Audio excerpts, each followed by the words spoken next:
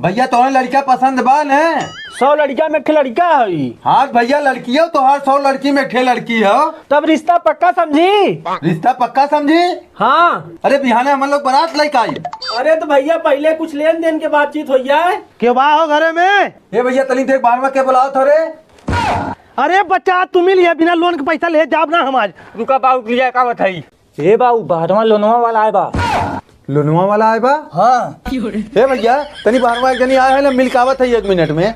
हे भैया हम तो से हाथ जोड़त है, 2 दिन और रुकिया, कुल पैसा तोहार हम दे दे। हमार तुरंत ही लागे कुल पैसा चाहिए। हे भैया चिल्ला दिन हमरे घर में रिश्तेदार बैठा है, जिंगना शादी तय करत है, एकर सदिया टूट गई भैया। हम जाती उन्हें मांग ले। हे भैया हे जिंगना जो सारे घर में से 5 लाख रुपया लाओ, हे न दे दे। 3 साल से दोनों बाप को चूतिया बनाए है हम मैं। ले पूरा 5 लाख हो। मैनेजर साहब पूरा पैसा मिल गया वो चला। यार ये कौन तरीका है पैसा निकाले के? लोन ना जमा करवा पैसा वैसा निकालब। रुपया बना के पैसा लेके चला गए।